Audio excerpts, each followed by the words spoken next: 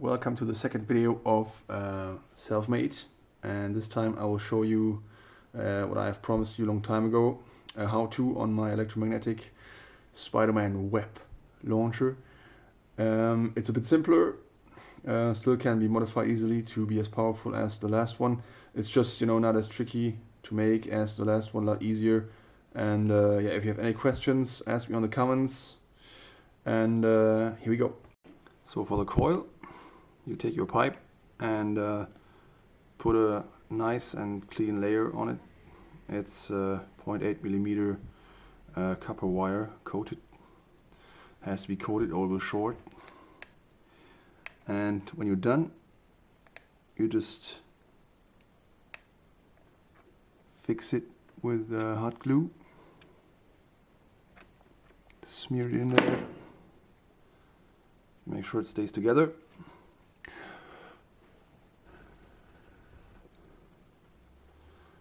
And the next one. And layer by layer, copper wire and glue, copper wire and glue. And yeah, 3 to 4 times, and we're done. So that's what a nice little coil looks like in the end. And I like to wrap it up in hot glue completely because, it should not move. And uncoil. So for the coil holder, just a tiny piece of aluminum, and it's marked right as long as your wristband is. Measure it and then just bend it along the lines over the edge of your desk or something, and then just put it on your wristband, drill holes, put the coil in it, and that's what I'm going to do next. So that's what it looks like when we are done. The U-profile here is a bit higher than the coil because towards the end, when it's firing and everything is working, we just bend it over and have a nice surface for our top cover, to screw it on. In case you are just like me, design freaks, and don't want it to look ugly. Yeah, we cover it up basically. So another drill hole, dismantled keychain laser module right through it. 1 drop of hot glue just to make sure it won't move.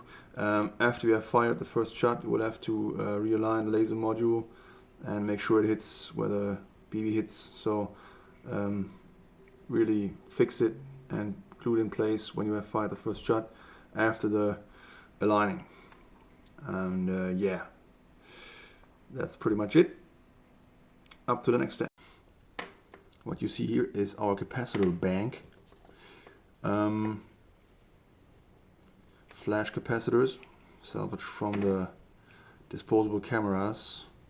And we will use one of those for the charging circuit also. That's the next step. The smaller lines, thinner lines are for the input, the thicker lines are for the output. And a bit longer, because you don't have to store this anywhere on the hand or on the glove. You could just put it in your pocket and run the lines down your arm or something. Make sure it's insulated well, and you're good to go. Yeah. Next step. So here it is on top of an old CD cover. CDs, those circular discs we had before MP3 hit us. Some might remember. And yeah, the capacitor bank, the circuit board made from an old camera. I will show you how to make them in the next video. It's worth a separated video because it can do a lot more than just power your Spidey glove. So we take care of this later. That's the test switch. The new switch will be smaller and find a new home right here in your palm to make it Spiderman. And yeah, inlet is already connected to the battery, to the switch, interrupted by the switch, and that's the outlet. And we're gonna hook it up and see where it gets us. So now we have hooked up an SCR switch, which will just release the capacitor bank charge into the coils, and the datasheet says it's KAG.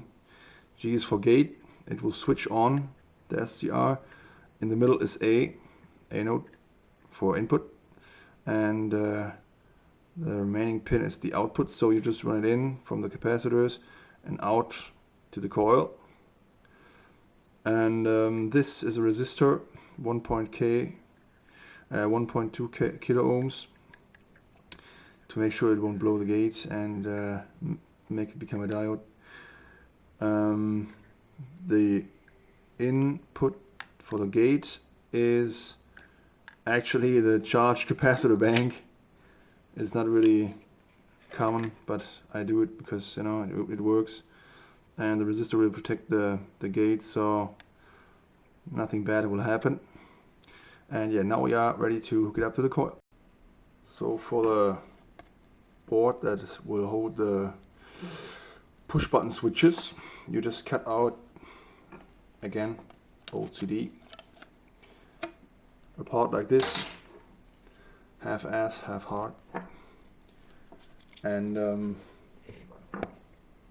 whatever, you know, sits in your palm, just to, you know, whatever fits your palm. Then you just cover the pins of the buttons in hot glue and just put it on there, and that way it will just fit into your hand and you can charge and fire. Simple. So here we go. The supply is ready, the launcher is ready, and what you always get when you do stuff like this, a kick-ass charging sound. So last step before we try it out, I have glued a piece of iron or steel onto the wrist part, and this is the painted top cover for it, and instead of screws I just use a flat magnet covered in glue. So what you can do now is perfect. And if you want to adjust the laser or anything, take it off, put it back on.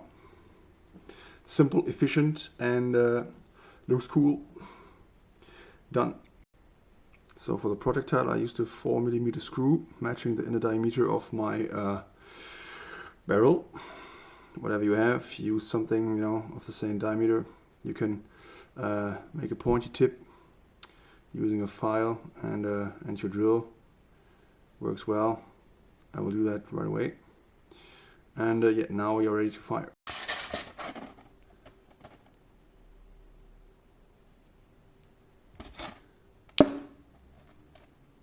Test shot. Seems to work. Test shot 2.